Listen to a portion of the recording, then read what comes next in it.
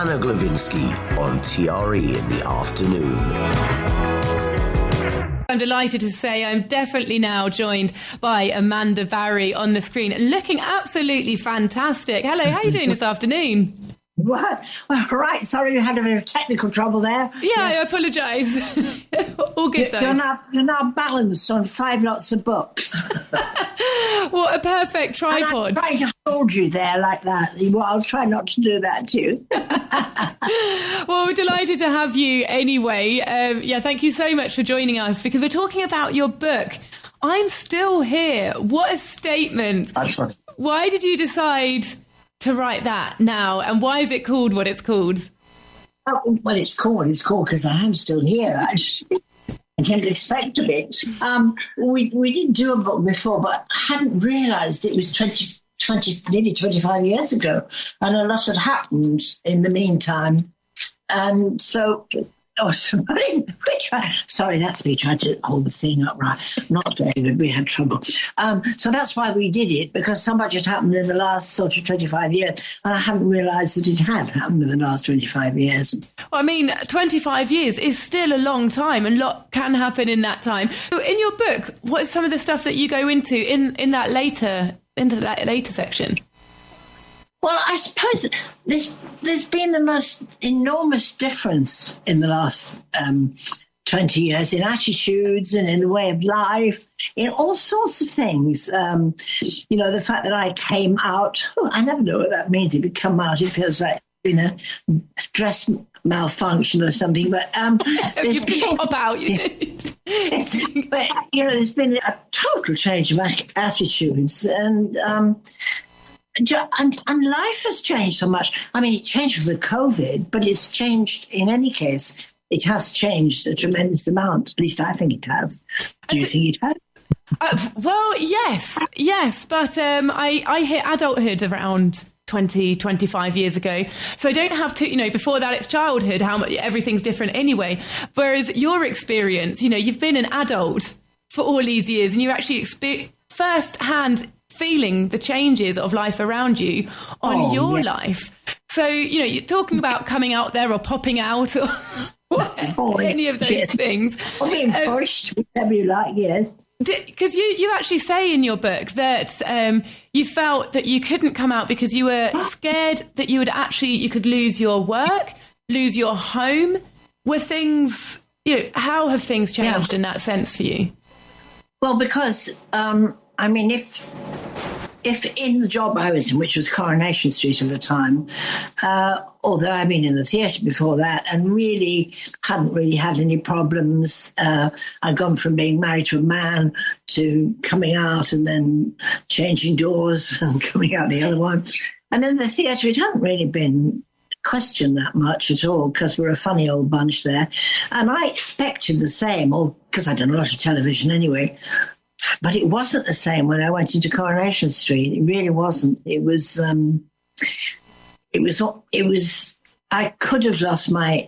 have lost my job, I think. It wouldn't have been said it was because of that, but it would have been people who would have gone, I'm not going to work with that person because of that, or, no, I don't want to be associated with anything of that sort. Or it would have been a million different excuses. Mm-hmm. And I'm afraid somebody outed me the first 3 weeks I was in. So I had trouble the entire time I was in Coronation Street, I'm afraid. Yeah. And looking back at it, would you have dealt with it differently? Or do you still even now think, well, I had to keep quiet. I had to live that way because that's what society was around me, and I don't regret that for a minute? No, I had to. And also, they hired me to play a certain part. And I think the attitude at that time was it wouldn't have been right for me playing that part if I'd come out, because that's not what the part was associated with. Now, that has changed completely. But I think at the time that would have been thought, oh, no, I'm not doing those scenes with somebody who's diseased. But you did want to say to people, actually, you can't catch it, so you'd be all right. It's not. But they did catch it, because when I left, the entire street now is full of gay people. Yeah, I mean, it's overrun. It's like I left behind some sort of capsule which opened and I'm gone. And then everywhere you look, there's another one popping up. Yeah. Popping out, as you call it. Yeah, popping out. And if anybody knows Manchester, it's more like Canal Street now than it is Coronation Street. But so going back, that's a really obviously important part of your life more recently that we've been talking about. But I'd love to hear more about you as a girl, because you were quite naughty, I believe. A little bit naughty? Yeah, I suppose other people's conception of me was, it was. I did get expelled from 2 schools and a bit, yes, and another one as well, really. So I don't suppose that makes me good, but I don't think it's my fault. Oh, really? Still blame the other person?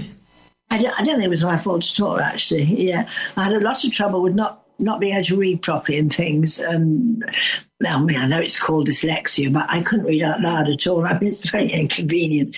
And people always thought you were being stupid when actually you were having big problems. People understand that sort of thing now, but they didn't. Yeah. So it was more sort of around academics that you were struggling with rather than... did trouble follow you? Were you somebody that trouble followed in your wake? Well, I was in trouble from day one at school. I don't know why. I've never been aware of having a problem with authority, but I must have done, because I was always in trouble at school right from the beginning, always. Even when I was in boarding school, climbing up ladders and going into the next door house and things, and frightening the woman out of her wits, and think, sorry, I'm doing this, but I'm balancing this if you're having trouble with it. Things like that, and I just always was in trouble. I mean, I was in trouble so much, I can't remember how much I was in trouble. I had fights and things, and all. I should be ashamed, shouldn't I? No, I think it sounds like you were always destined to lead your own path. You were going to go your own way no matter what. Do you remember starting to get work in Soho, just as a young teen?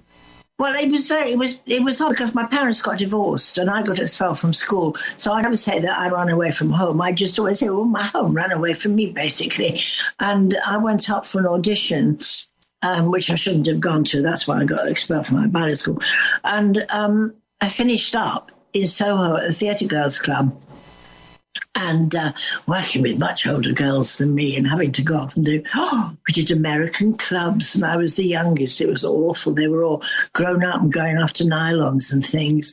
Oh, wow. And I was sitting in the bus and having sweets off a Polish trombonist or something. It was a very weird life in those days. But then Soho then became my home, actually. And then I was looked after very well in all my cabaret days by all the prostitutes all around. They all looked after me.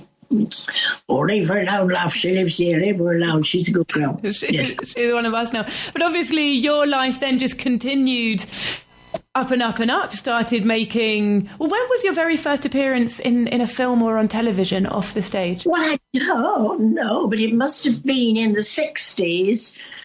I don't know which film came first. I think it was something rather classy, something like called A Pair of Briefs or something like that. Operation Bullshit, all these films that I did before I got into the carry-ons. And then I was put in that milk stuff and left wrinkled. But you were, would you say that you were a very ambitious person from the outset? Or were you just in the right time, right place, right time with the right personality, and it kind of fell into you and you went, I'm going with this? Yes, I wasn't ambitious at all. I always thought that nobody would ever employ me for anything. So I wasn't ambitious. I was desperate to pay the rent every week. And I was desperate to stay in the theatre. So really it was... much more, looking back to the late 50s and early 60s, I don't think anybody thought about being famous. They were just... it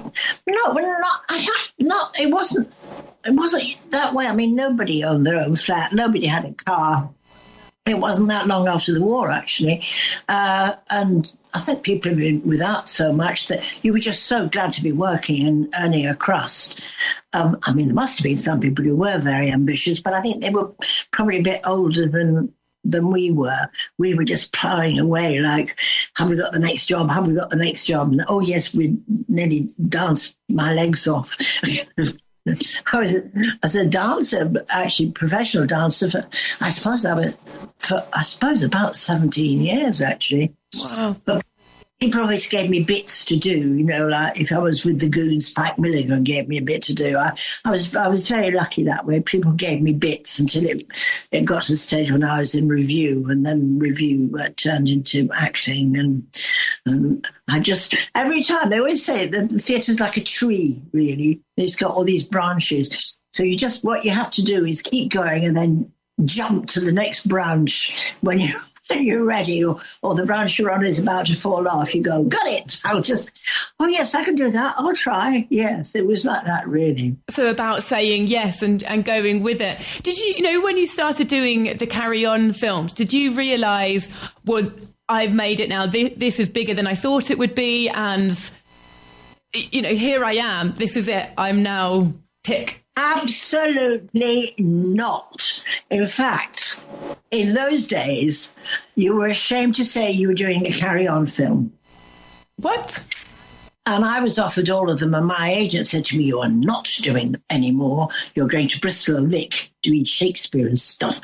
Oh, no, it was like when, I suppose, reality shows first came out here, and that people weren't, you weren't very proud of being in a reality show, but you were very proud of being in Carry-Ons. And years later, I had to do an audition for Stephen Frears to do a sort of three-handed television with Tom Conte. And I remember him saying to me, but you were in the Carry-On film. I've never employed a Carry-On actress. I went, well, there are such things as Carry-On actresses. I have worked for Mr. Eggball and Mr. Frames since. It was only a couple of weeks in my life that it was Carry On, yeah.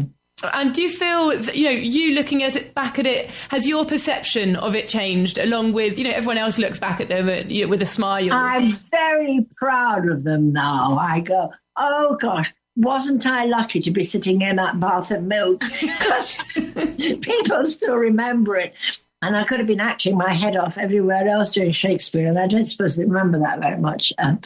Sorry, I'm going to hair on my animal. But it was, nobody thought it was great to be in a Carry On film. I mean, a lot of people now would be amazed that it was still going and still being, people watching it and still liking it. Yeah, it really does have a massive legacy. And then moving on to Coronation Street, that's a lot more of a stable sort of job. Did you let yourself get comfortable there? Oh, no. In Coronation Street, comfortable. Nobody is ever comfortable in Coronation Street. They make sure you're not, because they never give you a contract long enough. When you first go in, your contracts are only sort of, I don't know what they are now, but they used to be sort of like for 8 episodes or 12 episodes. So halfway through, you would be told if you were going to get any more episodes. And even when you got to be in it for a year, you were never contracted for another. I think they like to keep you on your toes. Yeah, God, that does sound, that sounds edgy.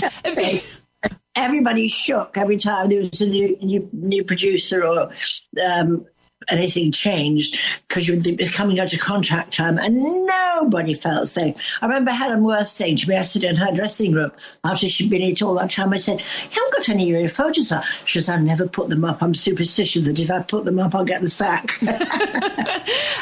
So it didn't change with anybody. We're all idiots, really, yeah. Having a good time. But has that sort of feeling stayed with you for life? Looking for the next thing, not quite feeling that you've got the stability, chasing the next buzz?